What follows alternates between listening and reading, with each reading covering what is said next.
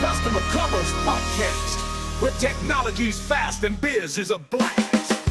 In life and in business, time is precious. It's why customers stay or leave and why businesses succeed or fail. We're here to give a voice to everything that makes business, whether as a customer or as a CEO, easier and more rewarding.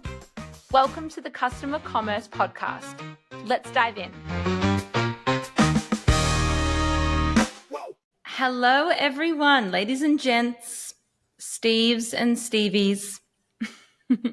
Welcome to the Customer Commerce Podcast. This is episode 13, and this is another espresso episode. Steve is very excited to be here. For these episodes, we make them short and sweet, like an espresso. I don't know, espressos aren't sweet though, are they, David? Well, I mean, some people, dump in sugar, and so, but no, a pure shot all by itself is short. But let me put it this way: some of my best friends are short and sweet, and so so we're going to make it like some of my best friends. I love it. All right, so we're going to be your best friends today. We are having one hell of a week this week. It is Dreamforce San Francisco. We have Steve's, we have talking sessions, we have Quest challenges. It's pretty crazy, but very exciting as well. And me and David, we're just gonna talk. We're gonna shoot the shit, but like in a but the good kind of good shit. Good shit. The good shit. Yeah. And I guess the thing that a lot of people that have been, connected with StoreConnect clients, they always kind of ooh and ah about the phrase that we use over and over again. And you'll see at Dreamforce, you'll see us advertise as the customer commerce. What we offer is customer commerce. That is right. That is what it's all about. Because the bottom line is that everyone under the sun offers e-commerce. Everyone, it's like, okay, you can conduct transactions and you could do this with regard to the carts and the checkout and the this and that. But you know what? Money is a reflection of relationships. How many times have we left a relationship, like a business, because the relationship was terrible? The interaction was lousy. How many times have we stayed with a company because the interaction was great? The care was obvious. All of those bits and pieces. So we're all about customer commerce because the element of human relationships and strengthening those human relationships is what we're all about. While doing that, we have the content, the kind of management that is basically is so liberating and efficient. We also, of course, have the e-commerce and POS and all the various things that a business needs.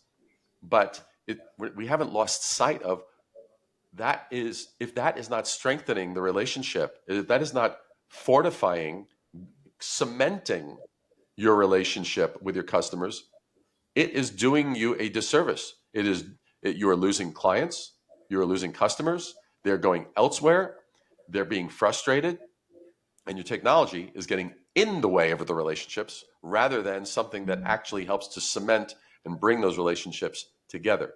Hence, customer commerce.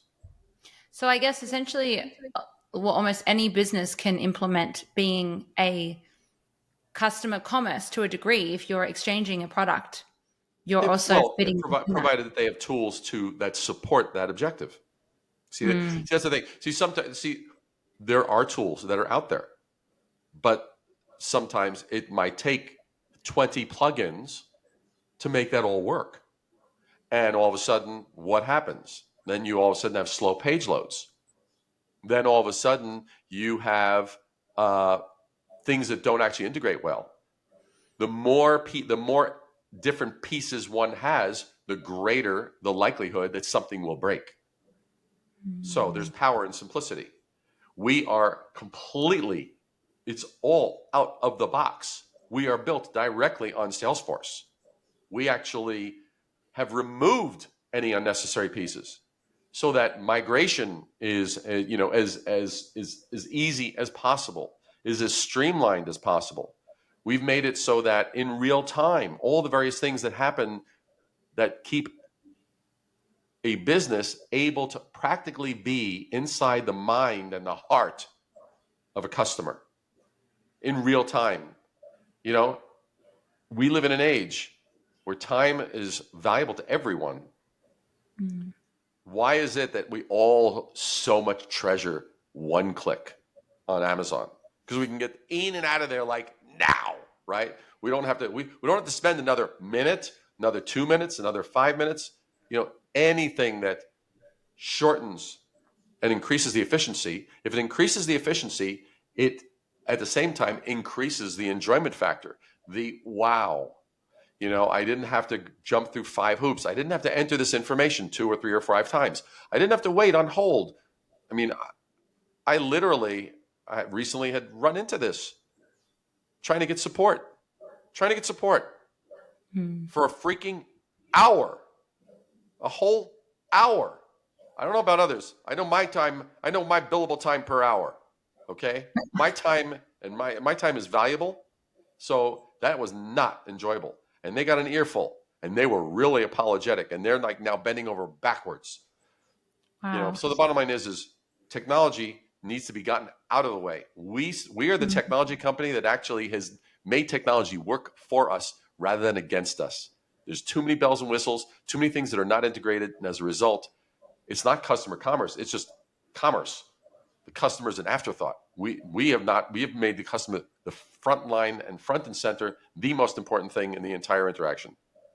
Which seems like such common sense. It's like, I don't think any business would want to get to that point of completely upsetting, disappointing, offending a customer and realize like, oh my gosh, they are the reason that we are operating. It's like, it's backwards these days. Like, why do you think it's like not common sense for businesses? Like, as in the tech world, like you've worked very closely with Michael in working out the branding and how to communicate exactly what StoreConnect brings of value. What process did you do to get to that? And was it common sense and then it just worked, or how was that? It's a good question, and I would say, Michael, and if you're listening to this, Michael, you're a unicorn, Michael. You're a rare species that sometimes maybe a person might say, I saw one. I've never been up close, but I saw one. I got a peek at one, or it looked like one. You're almost mythological because Michael has one foot firmly in the land of technology, and he has another foot firmly in the land of entrepreneurship, to the point where, as an entrepreneurs are very hypersensitive to what is that customer experience. What is that? They know the importance of really having happy customers, happy clients. So, you know, Michael is a unique hybrid where he is aware of both of those things. We live in an age where there is such, how do we maximize our profits? How do we minimize inefficiencies? And sometimes, and this is where people, I think, make the wrong turn. They'll go, oh, we're going to increase efficiency. We're going to put in, you know, everything from menu trees when you make calls to numerous layers. And the company that I told you about that I said when I was on hold for an hour, 45 minutes of that hour, I was looking everywhere for a phone number. Everywhere. Nothing. There was no phone number that was on their website. There was no phone number. I tried Googling it in every possible avenue, a form of attack. Couldn't find anything. So I'm sitting there steaming with frustration. And it was, but it was like, and then finally they called me.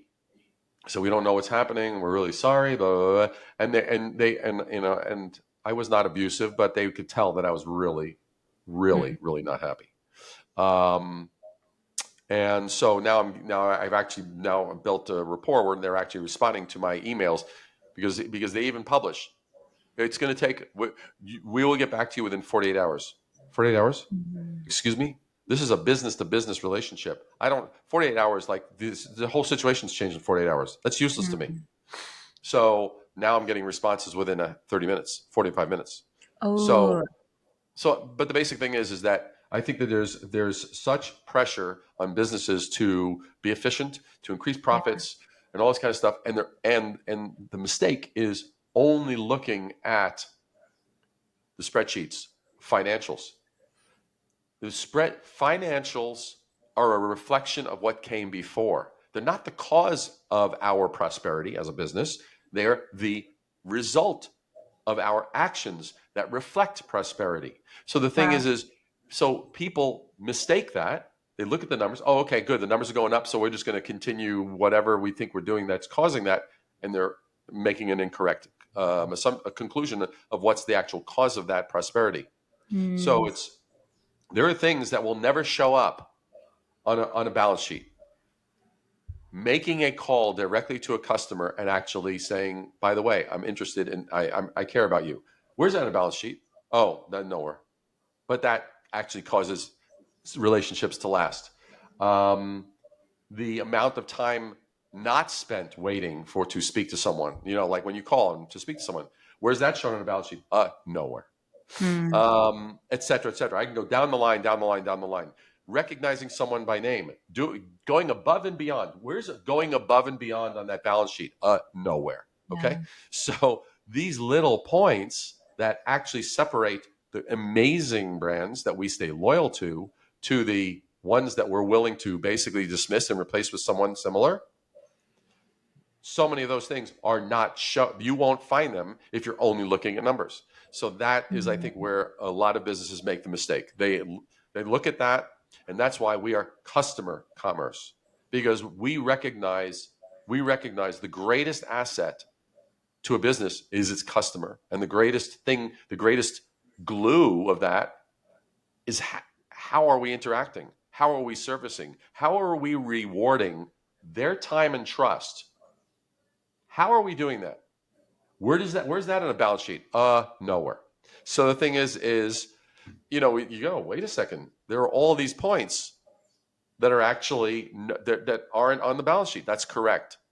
And we have built StoreConnect around these things you won't find. They will show up and be reflected on a balance sheet, but they're the things that are not listed out. And that's what we've done uniquely. Customer commerce has done that uniquely.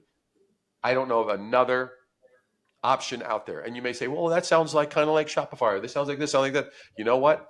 There are so many differences. If you are listening to this and you're going to be visiting us and joining us at Dreamforce this week, take the time, speak with any of us, and you will be shocked. You'll go, wait a second. They don't do this? They don't. No, they don't. And trust me, there are things you won't find until you get into their ecosystem, and then you find that you've reached a certain point in scale, and now all of a sudden you need to now up and go into a different plan, and well, you have to start over. Do you have the time to start over? Does your customer care that you have to start over? No one cares. That doesn't serve. Who does that serve? I don't even understand how they came up with that, but that's what they came up with. So some of these different companies. So the thing is that's the difference. All the things you won't find on a balance sheet, but are the pivotal points that cement the relationship between you and your customer. That's what we at StoreConnect do. That's me cooking. Like spoken word. That's my little applause. I couldn't agree with you more. And so we hope that if you're joining us in San Francisco at Dreamforce, like David said, please come up to us. The best communicators on the planet, in my opinion, in the tech industry for sure. David, thank you so much for another espresso. You're the espresso man, which totally fits. And we're going to see you guys next week for another episode of the Customer Commerce Podcast. See you guys. Thanks for joining us today. We hope you had an awesome time leaving you with ideas on how to improve your business and wow customers. If you'd like to leave a real customer's story, head to the link in our show notes and cuss away. Love the show? Please subscribe and leave a review because that enables us to help more businesses in building real relationships with customers and grow more rapidly. See you next time.